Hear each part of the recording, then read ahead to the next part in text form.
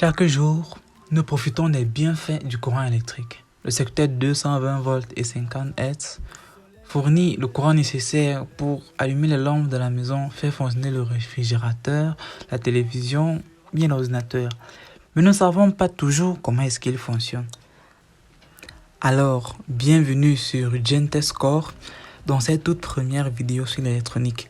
Je suis Laurentien Angelin, jeune étudiant en génie informatique, et aujourd'hui nous allons découvrir ce que c'est que l'électricité, la tension, le courant et même la puissance électrique. Alors sans plus tarder, commençons.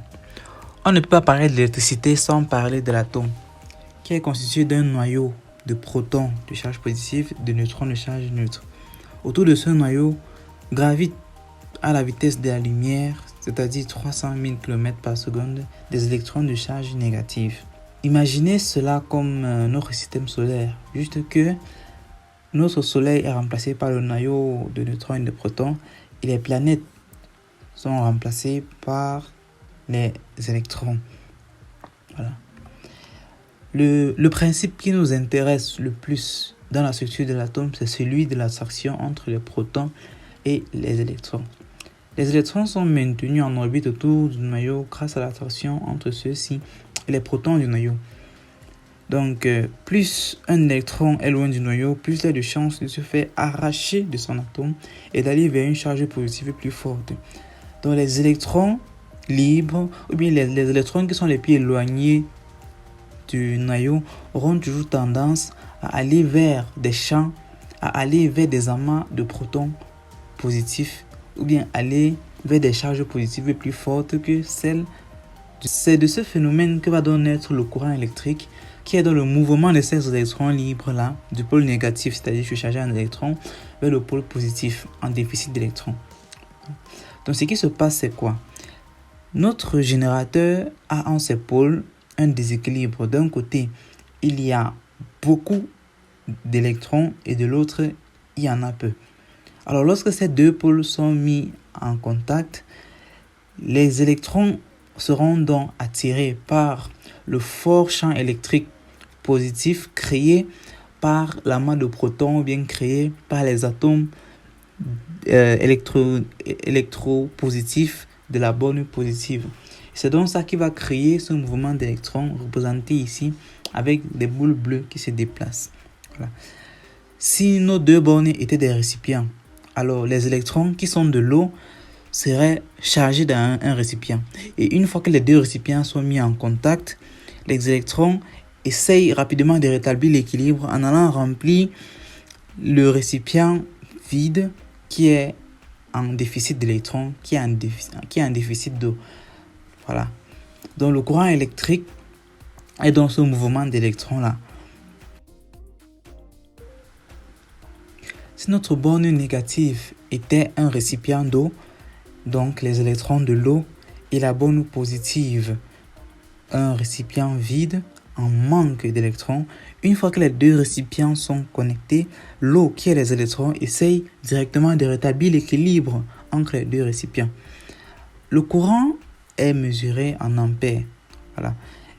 Vous pouvez l'imaginer comme le débit d'eau ou le diamètre du tuyau qui lie les deux récipients. Voilà. Ici, on a un petit schéma de la circulation des électrons dans un fil de cuivre. Nous avons les atomes avec leurs électrons libres autour. Mais il y a un fort champ électrique créé par la borne positive. Donc ces électrons libres-là vont commencer à se déplacer de la borne positive, traverser les électrons, les atomes du fil de cuivre pour aller vers la borne positive. Voilà. C'est ce qui nous amène donc à la tension. Ce déséquilibre entre les charges positives et les charges négatives génère ce qu'on appelle une tension qui est mesurée en volts. Donc plus le déséquilibre sera grand, plus la tension est élevée. Si on revient à l'analogie avec nos deux récipients, la tension c'est la différence qu'il y a entre la quantité d'eau dans le premier récipient négatif et le récipient positif. Cette différence-là va créer une pression. En fait, la tension ici, l'analogie que nous pouvons faire, c'est que la tension représente la pression de l'eau due à la différence d'eau qu'il y a entre les deux récipients. Puis, on verra plus tard que la tension peut être continue, c'est-à-dire uniquement d'un récipient vers l'autre, ou bien alternative, c'est-à-dire une fois que l'équilibre est établi, le mouvement de l'eau s'inverse. Voilà, on expliquera cela dans les vidéos à venir. Nous quittons donc de la tension pour aller à la puissance. La puissance électrique P est la vitesse à laquelle l'énergie est consommée ou produite par un appareil mesuré en watts. Elle se calcule en multipliant la tension en volts V par l'intensité du courant en ampères. P égale à UI. Ça, c'est une formule à retenir parce qu'elle va nous aider tout au long de notre parcours dans les systèmes embarqués. Dans notre analogie avec l'eau, il représente le volume total d'eau par unité de temps. Alors, si on voit le déplacement de l'eau comme un tuyau d'arrosage, on dira que l'eau, ce sont les électrons. La pression de l'eau, c'est le voltage. Alors, le tuyau peut représenter le courant ou bien la résistance que l'on verra plus tard. Et la puissance, maintenant, c'est le volume d'eau total qui sort à la fin. C'est ainsi que nous arrivons à la fin de cette toute première vidéo sur l'électricité. Et dans la prochaine vidéo, nous allons voir la résistance, le code de couleur, les condensateurs, les diodes et les montages en série et en parallèle. Alors, si tu veux me soutenir dans mon apprentissage ou bien apprendre avec moi, je t'invite tout simplement à t'abonner et activer la touche de notification pour ne manquer aucune de mes prochaines vidéos.